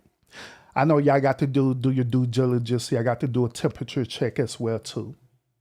So after that, it's time for y'all to sub up to the lounge, because this is the content that we be having over here. We be having conversations, we be having thought-provoking conversations. We'll debate over here respectably, as y'all can see. And, at the end of the day, we shake hands and we go about our business. And that's how I believe how the way it should be on YouTube. You know what I'm saying? So thank y'all so much for pulling up. Thank you. Thank you.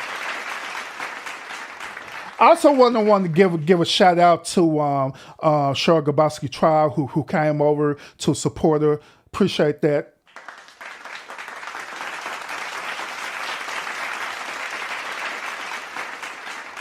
And I want to give a huge shout out to my moderators who are in the building. Thank y'all. Thank y'all so much. I appreciate everything that y'all do for me, for real. Thank you. From the bottom of my heart, I really do. Y'all know how I feel about y'all, man, and I appreciate what y'all do. I appreciate y'all having a conversation flowing in the chat. I appreciate y'all take care of things in chat that need to be taken care of. Thank you so much for that. You know, so from the bottom of my heart, man, for real.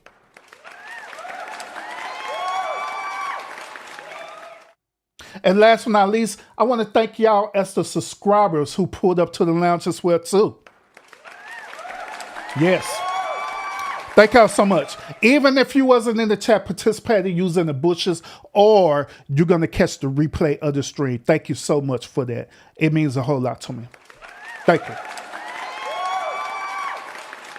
Thank you, thank you, thank you. So other than that, y'all, I appreciate y'all. Make sure you have your notifications set when I go live again. And how about this, y'all? Y'all like it when I have shows like this, when I invite guests up. If you like it, then we'll continue to have content like this as well too, right? So other than that, y'all have a real good night. Y'all stay safe out there in real life and the YouTube streets as well too. And I'll see y'all again on the next episode. Peace out, y'all.